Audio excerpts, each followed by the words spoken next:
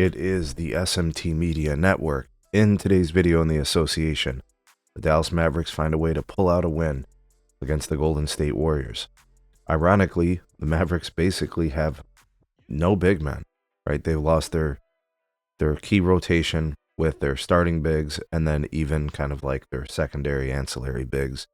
They really have some serious injury problems, but they pull out a win against Golden State.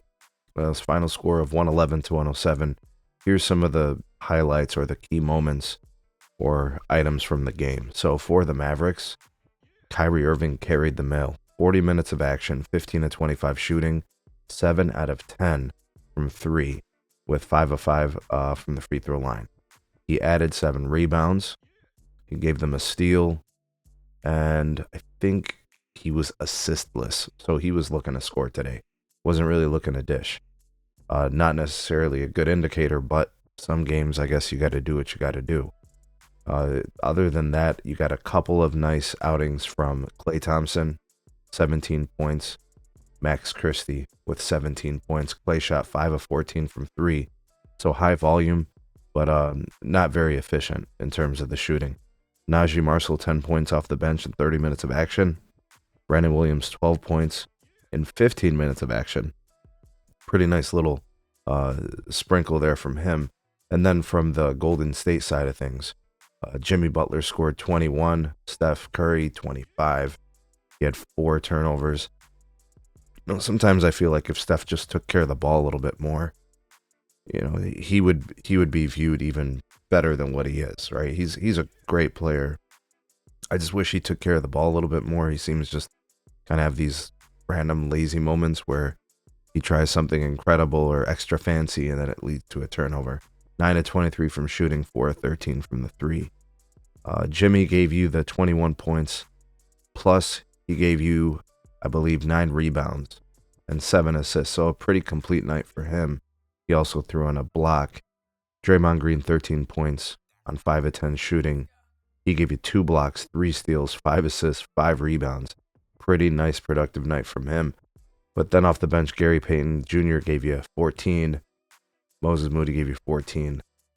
But not enough to beat the Mavericks. I'm surprised. I would not have expected the Mavericks to beat the Warriors, who are basically mostly healthy, I think, with the exception of a couple of guys. But, PJ Washington not available. Dante Exum not available.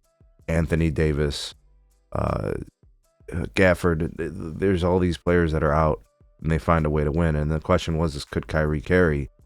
I think for stretches he can. I'm not sure how sustainable it is. You need your guys back, right? But they found a way to win tonight. So I think, unfortunately for the Warriors, this was a game they probably should have had, but they couldn't get.